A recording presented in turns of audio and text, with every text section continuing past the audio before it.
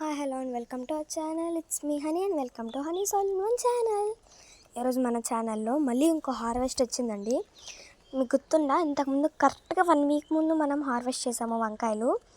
అదేంటి, జస్ట్ ఈ ఒక్క చెట్టు నుంచి మనం 14 కాయలు అలా తీసేసుకొని వండేసుకున్నాము. ఈసారి అన్ని చెట్లకి కొంచెం కౌంట్ తగ్గింది, ఎందుకంటే దానికి కొంచెం ఇయర్స్ ఎక్కువ, ఇది కొంచెం మంత్స్ తక్కువ అనమాట. సో హార్వెస్ట్ అయితే మొదలు పెట్టేద్దాం. ఈ హార్వెస్ట్ వీడియోనే కాదండి, మొత్తం కంప్లీట్ గైడ్ వీడియో అనమాట. Brinjal plant total care video part 1 video అనుకోండి.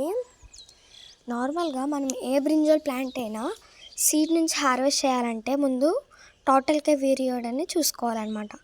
ఈ టోటల్ కేర్ వీడియో ఎలా తీయాలి కూడా మీకు ఇప్పుడు అదే వీడియోలా మీకు అర్థమయ్యేలా కూడా నేను చెప్తాను చూడండి.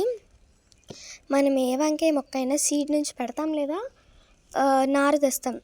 సీడ్ నుంచి ఇప్పుడు ఎవరు పెట్టట్లేదు, నారే కదా మ్యాక్సిమం. మీరు నారు తెచ్చిన 30 రోజులకి మనం ఇది పార్ట్ 1 వీడియో. ఈ పార్ట్ 1 వీడియోలో ఏంటంటే నేను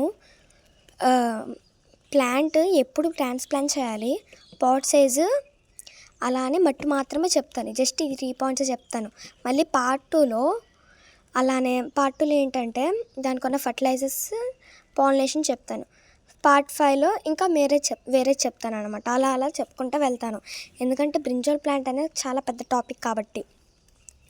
ముందు మనం నారు రెడీ అయినా లేదా బయట తెచ్చిన నారైనా మనం ఎప్పుడు పెట్టాలి కుండీల్లో అంటే, నారు కొంచెం పెద్దది ఉండాలి, మన చెయ్యి అంత ఉండాలి. మనం మల్లెపూలు అని అలా తీసుకుంటాం, వేరుజాజులు అని చెయ్యిని వాడుకుంటాం కదా, అలా వాడాలన్నమాట. వాడుతూ మనం చేసుకోవాలి. అలా వాడడం వల్ల ఏంటంటే మనకి నారు కరెక్ట్గా పర్ఫెక్ట్ సైజ్ అనేది తెలుస్తుంది. అలానే మనం అలా సైజ్ తీసుకున్న తర్వాత ఇంకో విషయం ఏంటంటే,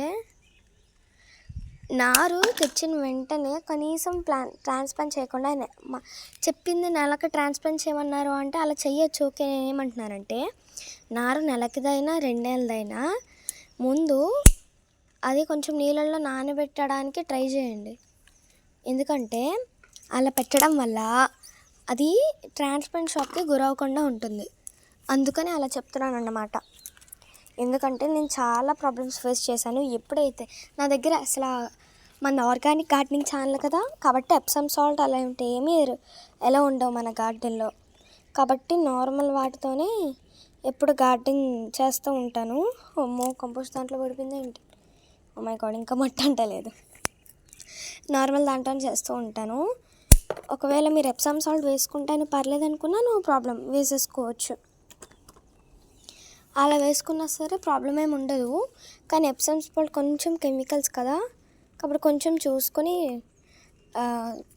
చేస్తే మంచిదన్నమాట. ఎందుకంటే ఎప్సమ్ సాల్ట్ ఎంతైనా అవన్నీ కెమికల్ ఫర్టిలైజర్స్.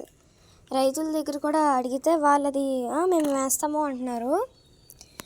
అంటే అది కెమికల్ అంటే మరి కెమికలే కదా అంటున్నారు వాళ్ళు. ఎక్కువ దిగుబడి వస్తుందంట ఎప్సమ్ సాల్ట్ వల్ల. ట్రాన్స్ప్లాంట్ వాళ్ళు వేసుకునేది మొక్కల మీద స్ప్రే కొట్టడం కానీ, ఎప్పుడైనా నెలకి కానీ 2 నెలలకు ఒకసారి కానీ మొదల్లో వేస్తారంట.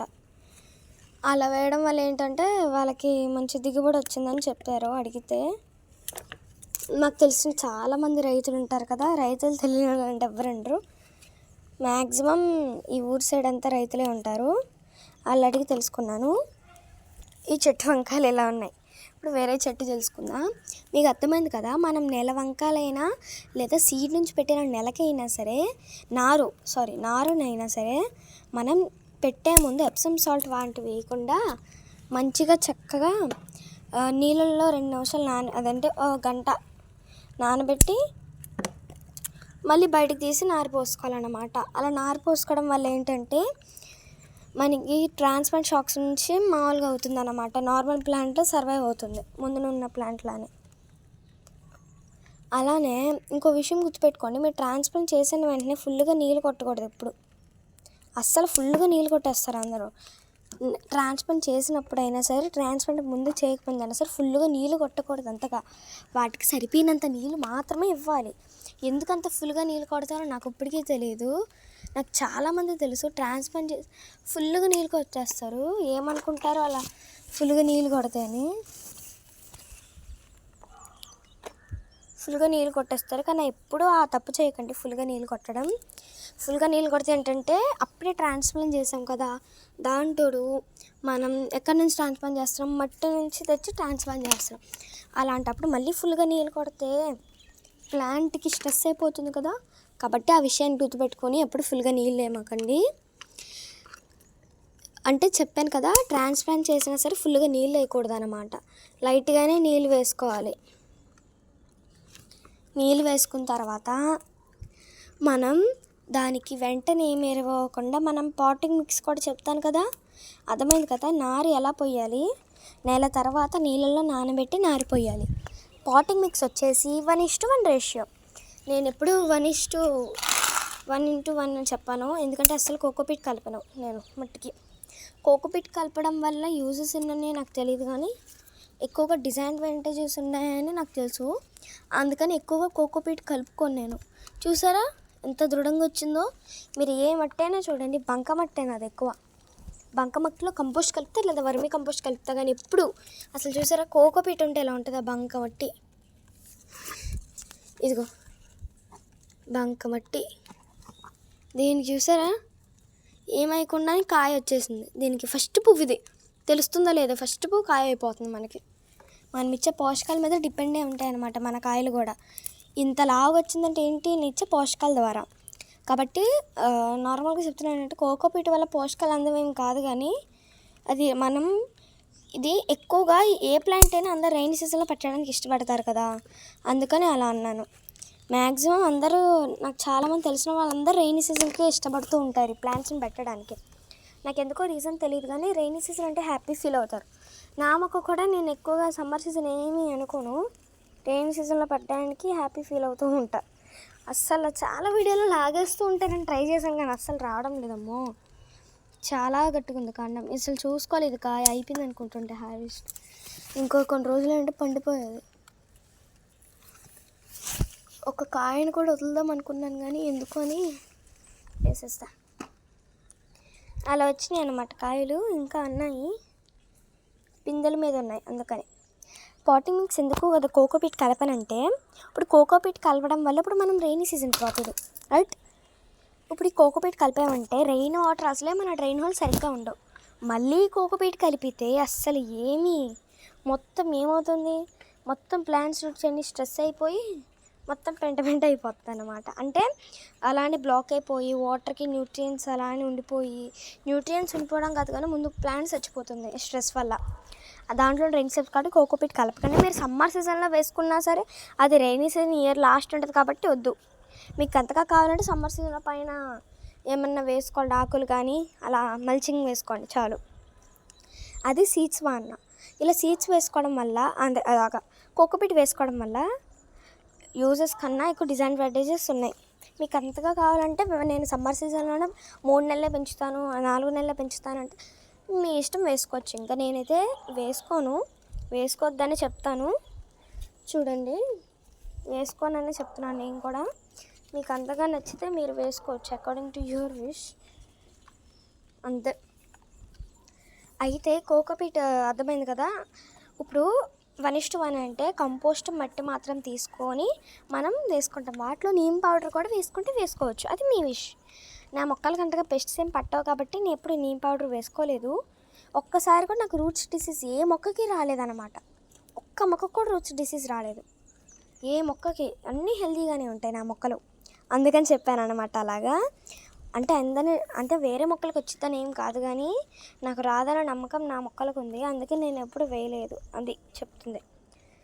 నేను చెప్పేవన్నీ పాజిటివ్గా తీసుకోను, కానీ నెగిటివ్గా అసలు ఏమీ తీసుకోవద్దు. ఇంకో విషయం ఏంటంటే పాటింగ్ మిక్స్ అయిపోయింది కదా, తర్వాత కుండీ సైజ్ కూడా చెప్పేస్తాను చూడండి. మనం కుండీ సైజ్ ఎప్పుడు 15x15 లేదా 12x12, 18x18 అంటే ఇంకా ఎన్ని సంవత్సరాలైనా పెంచుకోవచ్చు. 12x12 అంటే ఎలా ఉంటుంది, అదిగోండి ఈ మొక్కది 12x12, అదిగోండి ఈ ఒక్క మొక్కది, ఇది ఒక మొక్క, చిన్న మొక్క 12x12. ఇది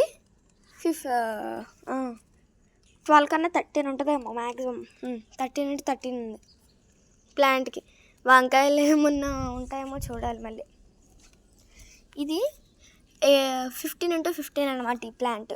ఇది 15x15, అది 15x15. ఈ రెండు 15x15, ఆ మధ్యలో ఉన్నది 13x13, 12x12.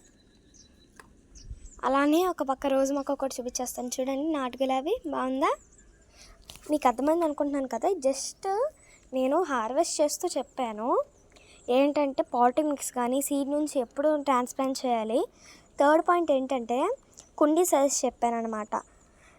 మరీ మీకు ఇది గజిబిజిగా ఉన్నా సరే పాయింట్లు ఎక్కువ ఉన్నాయి. ఇంత చిన్న విషయానికి షార్ట్లో కూడా చెప్పొచ్చు అనుకుంటారు కానీ చెప్పాను కదండి. వంకాయలు అంటే చాలా పెద్ద టాపిక్. అది చాలా కష్టంగా నేర్చుకోవాలి అనుకుంటే చాలా కష్టంగా నేర్చుకోవాలంటే కుదరదు, ఇష్టంగానే నేర్చుకోవాలి.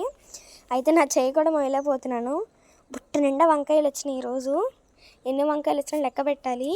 ఇంతేనా అయిపోయిందా అనుకుంటే ఇదిగోండి ఇక్కడ ఉన్నాయి. కాకపోతే ఇవి కొయ్యాలని లేదు నాకు, అంటే అన్ని పిందెల మీద ఉన్నాయి. నార్మల్ సైజుతో పోల్చుకుంటే చూసారా చిన్నగా ఉన్నాయి, అంటే ఎదగాలి. నేను అలా లెక్కేసుకుంటాను అనమాట.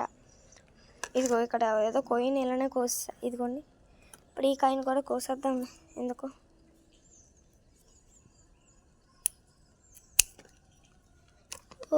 ఇంకేమైనా వంకాయ పడిపోయిందండి దీని బదులు. ఓకే, ఈ ఒక్క వంకాయ పడిందిలేండి. కోసేసాం కదా మన వంకాయలు. మరి మీకు ఎలా అనిపించిందనమ్మా ఈ వంకాయల హార్వెస్ట్? అలానే మన టోటల్ కేర్ వీడియో, ఇంకా టోటల్ కేర్ వీడియోలు వస్తూనే ఉంటాయి. అంటే జస్ట్ పార్ట్ 1, పార్ట్ 2లో ఇంకా క్లియర్గా చెప్తాను. అంతవరకు మన ఛానల్ లైక్ చేసుకోండి, షేర్ చేసేసుకోండి, సబ్స్క్రైబ్ చేసేసుకోండి. బాయ్.